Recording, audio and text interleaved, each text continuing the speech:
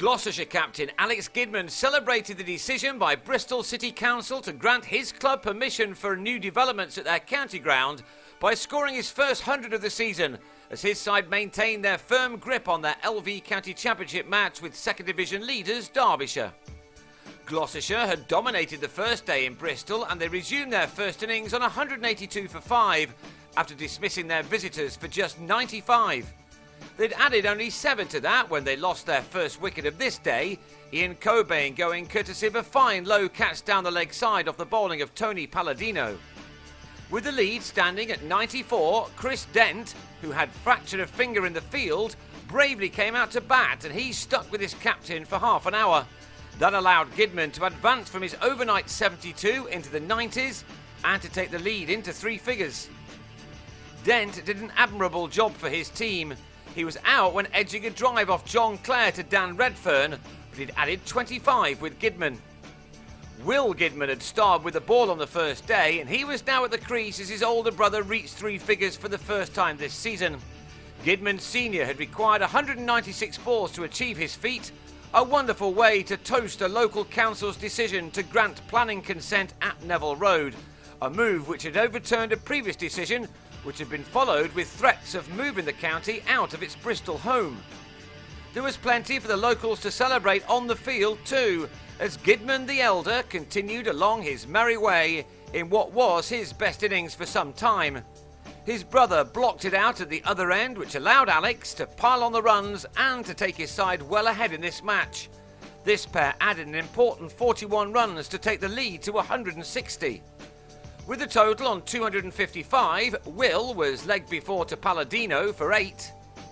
And he was followed 5 overs later by Alex, who on 129 went in the same way to Tim Grunewald. Ian Saxelby and David Payne added more useful runs at the end of the innings before the latter was bowled by Palladino, who finished with figures of 4 for 84. Gloucestershire were all out for 294 to lead by 199. It was a very good lead, but Gloucestershire would have known that Derbyshire were not going to collapse as badly as they had done on the previous day. Martin Guptill gave them a reasonable start, but his partner, Matt Lineker, failed for the second time in the match. With 8 runs to his name, he drove at Will Gidman and found Benny Howell in the gully. Gidman and his attack knew only too well the importance of Guptill's wicket. He's had an outstanding season to date and probably felt at home in Bristol, a ground where you can spot quite a few of his fellow New Zealanders. He has the ability to change a game very quickly, and he was soon finding the boundaries with some ease. Wayne Madsen has also scored runs aplenty this year and has enjoyed some success in partnership with Guptill before. In 16 overs, this pair was threatening to turn the tables on their hosts as they added 63. But it was Gloucestershire who went to tea in a very good place. Saxelby had Guptill caught behind as the batsman went to cut a rising delivery to try to add to his 42 runs. And then Wes Durston gave Jonathan Batty some catching practice behind the stumps as Derbyshire slipped to 91 for 3. There was even some talk of a 2-day finish. But Derbyshire are clear at the top of the second division table for a reason, and they began to show why in the final session of this day. Madsen played some delightful shots, one of which, off Payne, took him to another excellent half-century, the 4th time he's achieved at least that this summer. This one had come off 91 balls, and that was his 5th boundary. Indeed, the majority of Derbyshire's top order have made scores this year, and that includes Redfern, who looks a different proposition in 2012.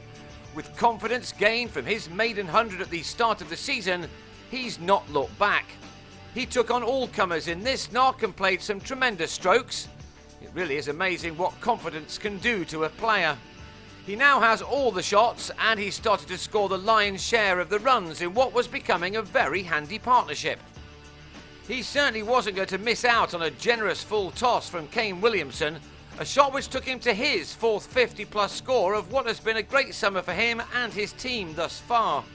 Redfern had required 70 balls to get to his 50, and that was his 6th 4. Had he and Madsen stayed in until the close, then Derbyshire may well have had dreams of turning this game completely on its head. But that didn't happen. Half an hour before the close, Madsen on 72 was legged before to Will Gidman. who then claimed his 4th wicket of the innings and his 8th of the match by having Ross Whiteley caught behind. It was another day for the Gidmans to remember.